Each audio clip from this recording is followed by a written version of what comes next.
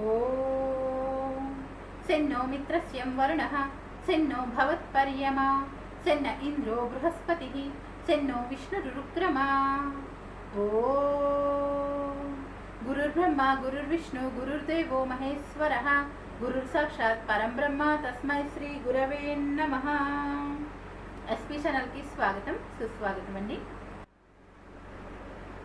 భృగు మహర్షి విష్ణుమూర్తిని శపించటము, శుక్రాచార్యుడి యొక్క తల్లి భృగు మహర్షి యొక్క భార్యని విష్ణుమూర్తి సంహరింపచేయటం, ఆ కారణం చేత భృగు మహర్షి విష్ణుమూర్తిని శపించటం, ఒకవైపు శుక్రాచార్యుడు భయంకరమైన దీక్షతోటి గొప్ప ఫలితాన్ని పూని గొప్ప ఫలితాన్ని కోరి గొప్ప తపస్సుని చేయటం, ఇదంతా కూడా ఇంద్రుణ్ణి ప్రశాంతంగా ఉండనివ్వలేదు.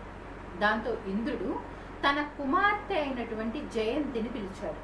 పిలిచి, అమ్మా, ఇలా శుక్రాచార్యుడు, రాక్షసుల గురువు అయినటువంటి శుక్రాచార్యుడు రాక్షసుల మంచి కోసము ఒక గొప్ప తపస్సుకి పూనుకున్నాడు. భయంకరమైన నియమనిష్టలతో తపస్సు చేస్తూ ఉన్నాడు. అతడి తపస్సు గనక ఫలిస్తే రాక్షసులదే రాజ్యమవుతుంది. కాబట్టి నీవక్కడికి వెళ్ళు, నేను నిన్ను అతడికి ఇచ్చివేస్తున్నాను. నీవు అదును చూసి అతడితో మంచిగా ఉంటూ సేవలు చేస్తూ అతడితో మంచిగా ప్రవర్తిస్తూ అదును చూసి నాకు ఉపయోగపడేలాగా ఏదైనా పని చేయి, మాకు సహాయపడేలాగా ఏదైనా ఒక మంచి పని చేయి అని చెప్పి ఇంద్రుడు అడగటంతో పరిస్థితి అంతా గ్రహించిన జయంతి, అలాగే తండ్రి గారు, తప్పకుండా అలాగే చేస్తాను అని చెప్పి తనంతట తానే స్వయంగా బయలుదేరి, ఇంద్రుడి పుత్రిక అయినప్పటికీ కూడా, ఇంకా అనేక మంది అప్సరసలు ఉన్నప్పటికీ కూడా తానే బయలుదేరి శుక్రాచార్యుడు ఎక్కడైతే తపస్సు చేస్తూ ఉన్నాడో ఆ ప్రాంతానికి వచ్చింది. ఆ ప్రాంతంలో పాపం శుక్రాచార్యుడు ఎల్లకిల్లా వేలాడుతూ, అంటే కాళ్ళు పైకి పెట్టి చెట్టు కొమ్మకి వేలాడుతూ కింద ధూపం పెట్టుకుని తపస్సు చేస్తూ ఉన్నాడు. అటువంటి శుక్రాచార్యుడిని సమీపించింది జయంతి. సమీపించి ఆయనకి నెమ్మదిగా సేవలు చేయటం మొదలుపెట్టింది.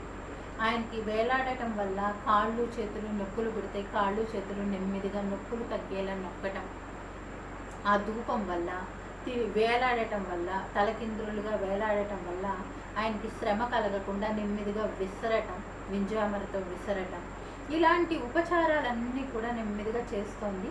మంచిగా మాట్లాడుతోంది. జయంతి సాధారణంగానే మృదుమధురంగా మాట్లాడగలిగింది, ఎంతో చక్కగా మాట్లాడుతుంది. సరే, ఇప్పుడు కార్యార్థి అయి వచ్చింది కాబట్టి ఇంకా మంచిగా మాట్లాడుతూ ఆ బాధ తెలియకుండా చేస్తోంది శుక్రాచార్యుడికి జయంతి. సరే, అలా తను ఎంతకాలం సేవ చేసిందిట? 1000 సంవత్సరాల కాలం శుక్రాచార్యుడు తల్లకిందులుగా వేలాడుతూ తపస్సు చేస్తూనే ఉన్నాడు. 1000 సంవత్సరాల కాలం కూడా జయంతి శుక్రాచార్యుడిని వదిలిపెట్టకుండా తనకి తోచిన సేవలేవో ఆయనకి ఉపశమనం కలిగేలాగా చేస్తూనే ఉంది. 1000 సంవత్సరాల తర్వాత సాక్షాత్తు పరమేశ్వరుడు ప్రత్యక్షమయ్యాడు. పరమేశ్వరుడు ప్రత్యక్షమైనా కూడా శుక్రాచార్యుడు చెట్టు కొమ్మ నుంచి కిందకి దిగి మామూలుగా నిలబడలేదు. ఎలా తలకిందులుగా తపస్సు చేస్తూ ఇంతకాలం ఉన్నాడో అలాగే పరమేశ్వరుణ్ణి చూసి పులకించిపోయి ఆయన్ని అనేక విధాలుగా ప్రార్థించాడు. ఓ బోళా శంకర, ఓ భక్తవత్సల, నా కోసం వచ్చావా?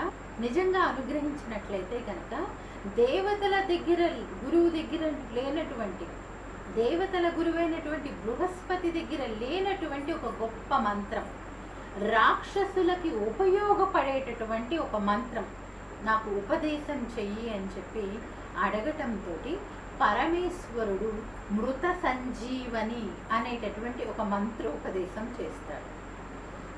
అలా మృత సంజీవని, అదేవిధంగా ఇంకా అనేకమైనటువంటి వరాలు పొందినటువంటి శుక్రాచార్యుడు మళ్ళీ అనేక విధాలుగా పరమేశ్వరుని ప్రార్థిస్తాడు.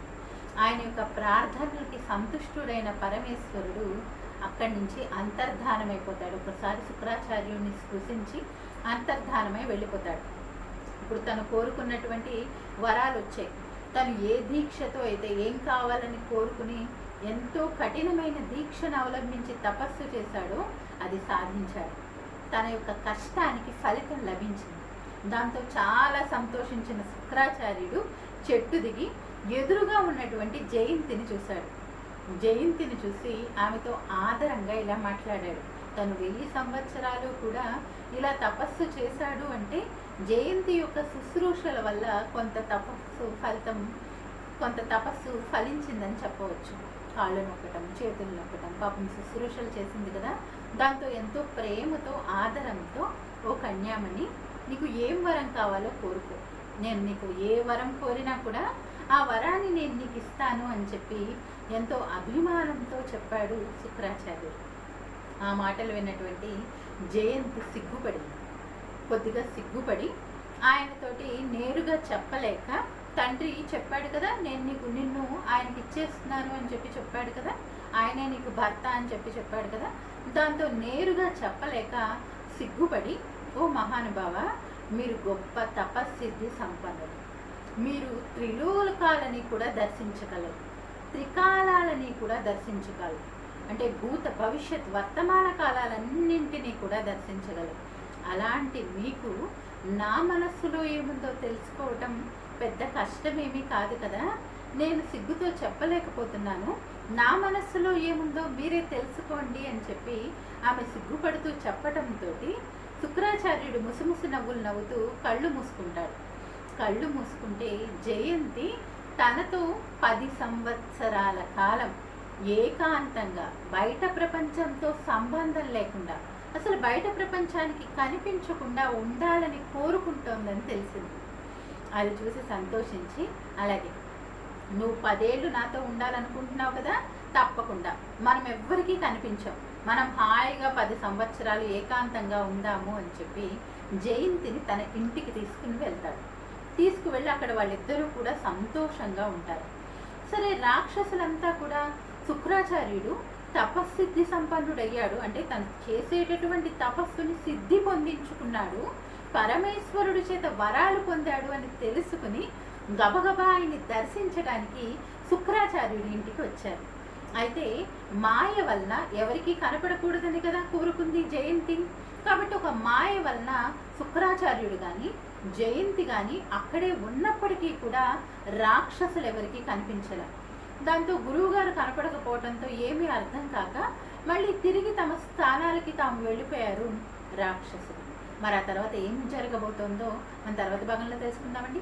మీకు ఈ వీడియో నచ్చినట్లయితే లైక్ చేయండి, షేర్ చేయండి, మా ఛానల్ సబ్స్క్రైబ్ చేయండి. ధన్యవాదాలండి.